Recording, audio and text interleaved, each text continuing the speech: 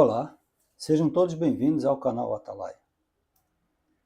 Hoje vamos falar sobre o Salmo 2, a conspiração humana e o reinado do Messias. Vamos à leitura. Por que se enfurecem os gentios e os povos imaginam coisas vãs? Os reis da terra se levantam e os príncipes conspiram contra o Senhor e contra o seu ungido, dizendo: rompamos os seus laços, sacudamos de nós as suas algemas. Ri-se aquele que habita nos céus. O Senhor zomba deles. Na sua ira, a seu tempo, lhes há de falar, e no seu furor os confundirá. Eu, porém, constituí o meu rei sobre o meu santo monte Sião. Proclamarei o decreto do Senhor. Ele me disse: tu és meu filho, eu hoje te gerei. Pede-me, e eu te darei as nações por herança, e as extremidades da terra por tua possessão. Com vara de ferro as regerás, e as despedaçarás como um vaso de oleiro. Agora, pois, ó reis, sede prudentes, deixai-vos advertir, juízes da terra, servi ao Senhor com temor, alegrai-vos nele com tremor, beijai o filho para que se não irrite, e não pereçais no caminho, porque dentro em pouco se lhe inflamará a ira. Bem-aventurados todos os que nele se refugiam.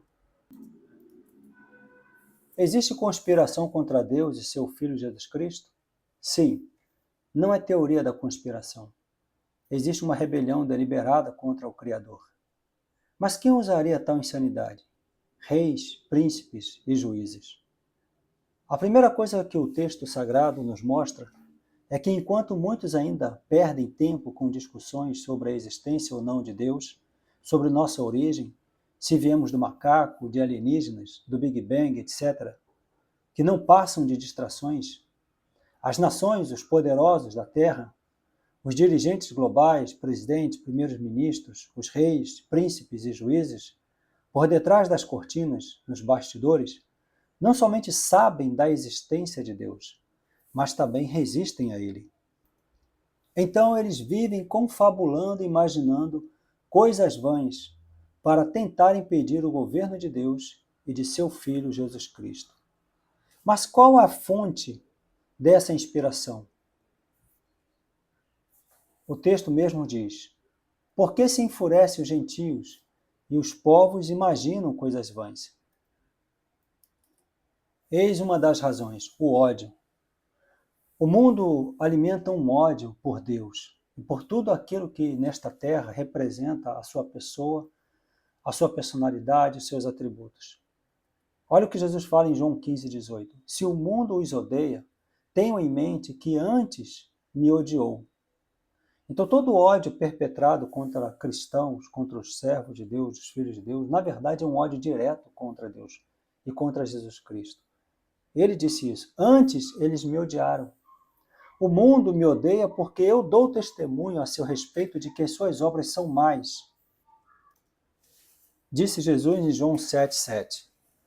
Por que o mundo odeia a Deus e o Senhor Jesus Cristo? Como não podem fazer nada contra eles diretamente, persegue os seus. Por quê? Porque ele testemunha a respeito das obras. A vinda de Jesus a esse mundo é uma denúncia clara e aberta, é uma exposição do pecado e da rebelião do homem contra Deus. E Jesus fala ainda: aquele que me odeia também odeia meu Pai. Então não tem como dissociar amar a Deus e odiar Jesus, ou amar Jesus e não amar a Deus, ou amar a Deus e odiar os seus seguidores, ou coisas do tipo. Jesus ainda completa e diz: mas agora não somente têm eles visto, mas também odiado, tanto a mim como a meu Pai.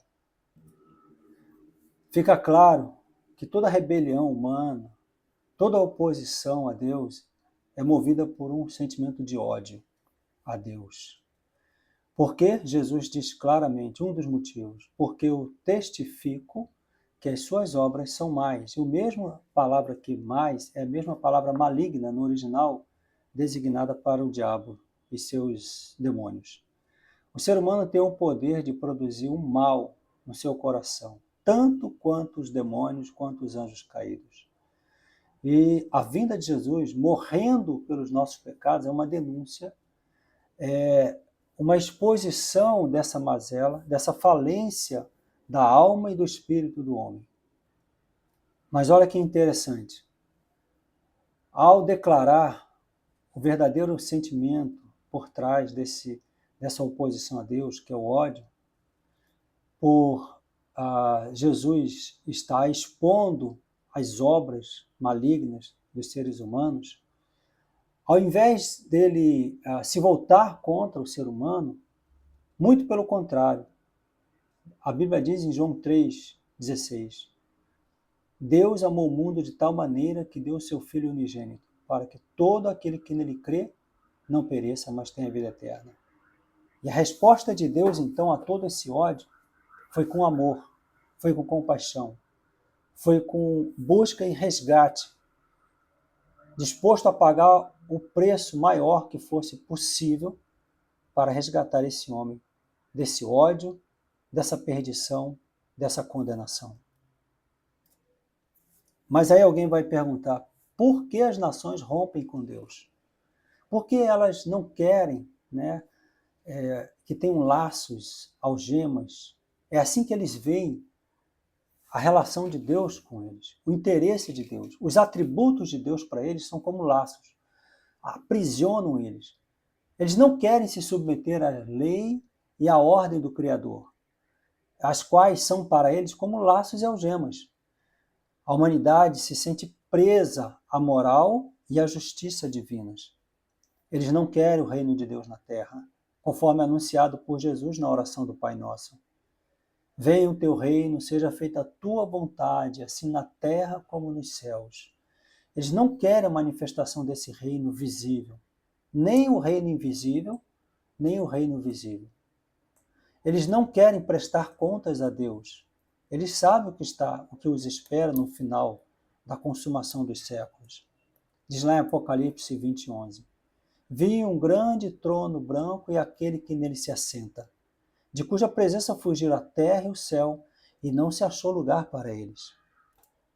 Então essa conspiração contra Deus e contra o seu Filho, ela é movida por um sentimento de ódio, porque Jesus denuncia as obras da humanidade, e com isso também eles não querem se submeter, como consequência desse ódio, eles não querem se submeter. Não querem se submeter ao código divino, à ordenança de Deus, aos seus mandamentos, à sua moral, aos seus princípios, aos seus valores. Eles não querem se submeter a tudo aquilo que Deus aprova, a tudo aquilo que Deus quer. Eles querem uma independência de Deus. E ainda, por que eles querem romper com o Criador? Eles querem governar este mundo sem Deus. Preferem o diabo para governar sobre eles. Conforme Apocalipse 17:13, onde fala que eles entregaram todo o poder à besta e ao anticristo, ao falso profeta, coisas do tipo. Israel fez algo parecido quando pediu um rei para ser igual às nações. Em 1 Samuel 8:7, ali Israel pede um rei, e isso foi uma declaração de rejeição ao governo de Deus.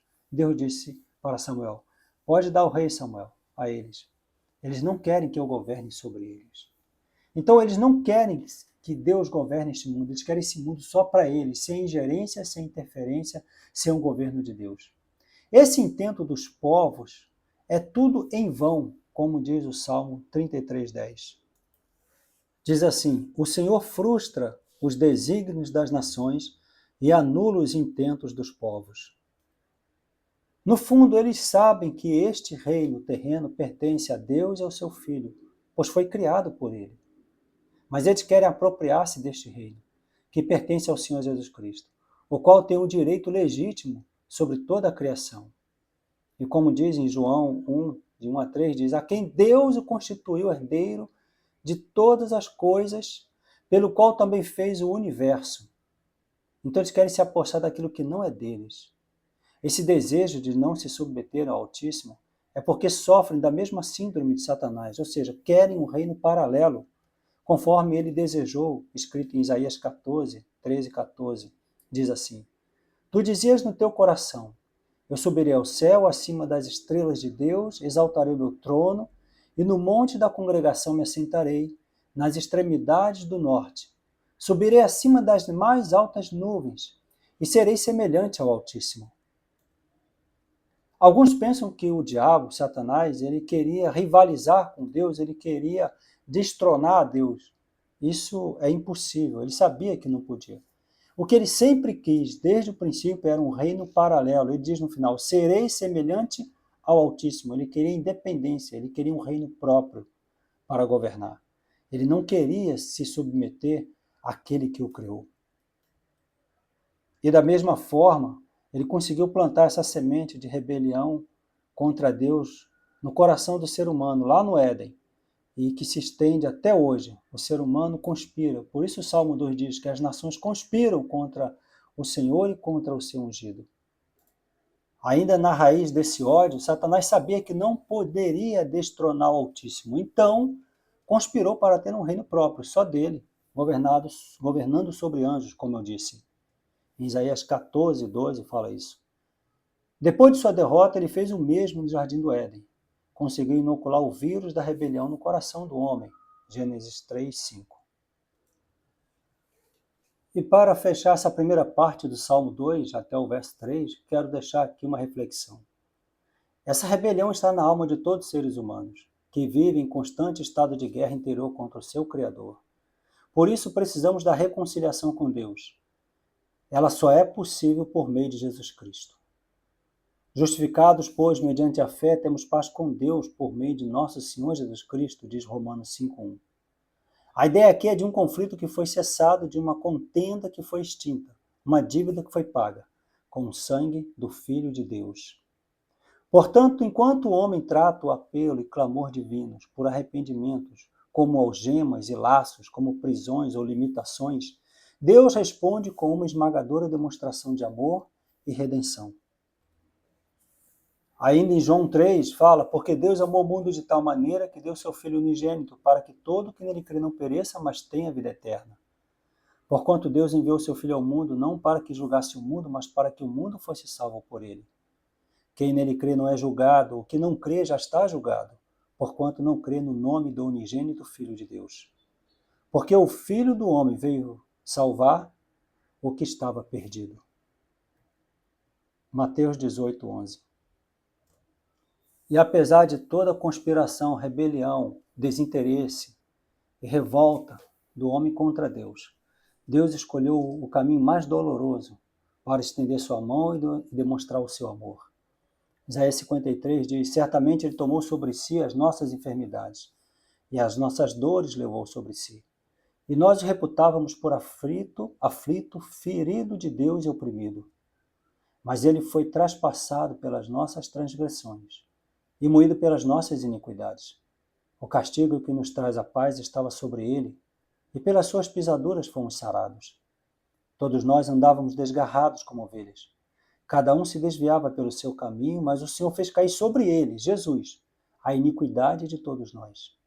Ele foi oprimido e humilhado, mas não abriu a boca. Como o cordeiro foi levado ao matadouro, e como ovelha muda perante os seus tosqueadores, ele não abriu a boca. O resultado dessa resposta amorosa de Deus à rebelião e à rejeição do homem é que ele verá o fruto do penoso trabalho de sua alma e ficará satisfeito. O meu servo, o justo, Jesus, com o seu conhecimento, justificará muitos, porque as iniquidades deles levará sobre si. Em Hebreus 12, 2 diz também, quando nós estivermos olhando firmemente para o autor e consumador da fé, Jesus, o qual, em troca da alegria que lhe estava proposta, suportou a cruz, não fazendo caso da ignomínia, e está assentado à destra do trono de Deus. Ele suportou a cruz porque ele olhou lá para frente, lá no futuro, em troca da alegria que lhe estava proposta. Ele saberia que o fruto do seu penoso trabalho compensaria na eternidade. Sabe quem foi a motivação para Jesus suportar a cruz, a morte e toda aquela oposição? Foi você, foi eu, fomos todos nós. Porque ele já era filho de Deus. Se ele dissesse a Deus, eu não quero, eu não aceito, ele seria recolhido aos céus sem nenhum problema. E a gente não sabe o que seria da humanidade. Ele tinha toda a liberdade, ele tinha autonomia para dizer não à cruz. E Satanás sabia tanto disso que o tentou no deserto. Ele não estava ali obrigado. Ele não estava ali imposto por Deus. Ele estava de livre e espontânea vontade. Ele falou isso certa vez. Ele disse, o Pai me ama porque a minha vida eu a dou espontaneamente. Tenho poder para dá-la e reavê-la. Ele declarou isso. Então, ele suportou tudo por nossa causa. Lá em João 16:33 diz, no mundo vocês vão passar por aflições, ele fala. Mas tenham bom ânimo, eu venci o mundo. Ele venceu o mundo com todas as aflições que um ser humano pode enfrentar. Ele enfrentou as aflições do mundo, do diabo, de todas as formas, materiais e espirituais, por nossa causa. Resista a essa rebelião na alma e no seu coração e renda-se ao Rei dos Reis, ao Senhor dos Senhores, Jesus Cristo. Aqui encerramos a primeira parte desse estudo do Salmo 2. Deus abençoe a todos. Amém.